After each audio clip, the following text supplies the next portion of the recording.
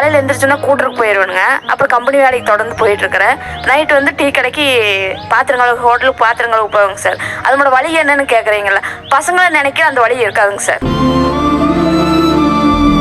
படுக்கிற போல அந்த வழி நினைச்சிட்டு தாங்க சார் படுத்துட்டு இருக்கிறோம். அவ்வளவு வேதனையோட படுத்து. இந்த வழியோட வந்து எந்த வழி உங்களுக்கு பெருசா தெரியுது? சொன்னா தீத்துற போறியா? என்னால முடிஞ்சதை செய்யறேன், சொல்லுங்க. பசங்களை படிக்க வைக்கணும். நம்ம படிக்கல, நான் படிக்கலைங்க சார்.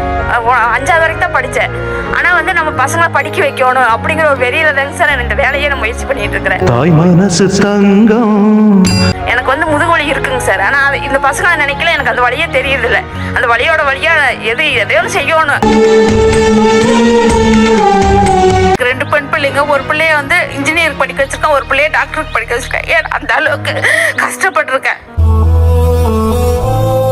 நான் அதுங்களை இங்கிலீஷ் மீடியத்துல படிக்க வைப்பேன் அப்படின்னு பிடிவாத பிடிச்சு அதுங்களை இங்கிலீஷ் மீடியம் சேர்த்து விட்டுட்டு அது ஃபீஸ் கட்டவே மாட்டேன்ட்டார். பணம் இருக்கும் மனிதரிடம் குணம் இருப்பதில்லை, குணம் இருக்கும் மனிதரிடம் பணம் இருப்பதில்லை. அதனால இப்பவும் அவனுங்களுக்கோசரம் வேலைக்கு ஓடிட்டு இருக்கேன். நீ கொடுத்தது வாழ்க்கையில ஏன்னா என்னால சொல்ல முடியாது.